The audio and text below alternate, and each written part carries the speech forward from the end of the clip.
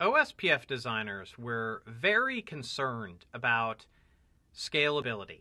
Now, there are a lot of things that affect scalability of a dynamic routing protocol, but the one thing that I want to talk to you about right now is OSPF adjacency scalability.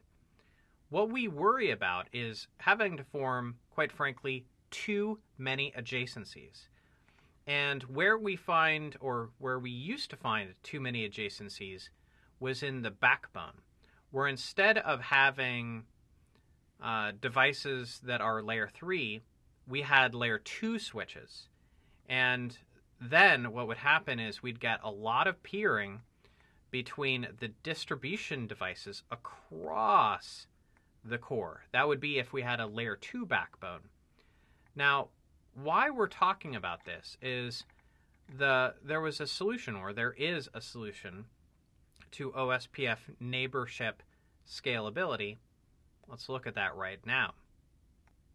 The way that OSPF deals with the scalability concern is it has a designated router.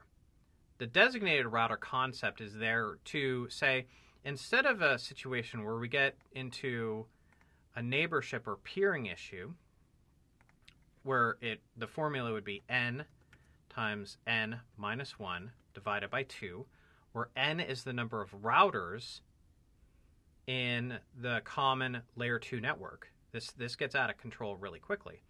We get around that issue by just peering with the designated routers and the backup designated routers.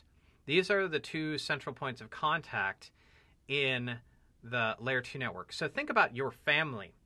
When you have information to share, do you maybe get on the phone and call everyone? No. You might call that central point of contact, your aunt, who talks to everybody pretty frequently. That concept is the designated router. The designated router forms a full adjacency with all of the other routers in the layer 2 network. The backup designated router is, well, the backup. And so all other routers form an adjacency with this one as well. But really, it's all about the designated router.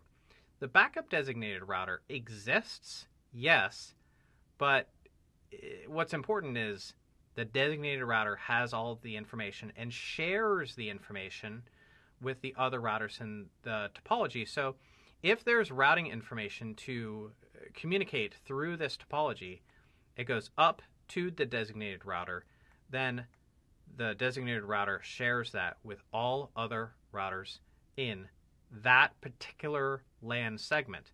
I want you to understand that this is not an area concept. This is a per broadcast domain concept.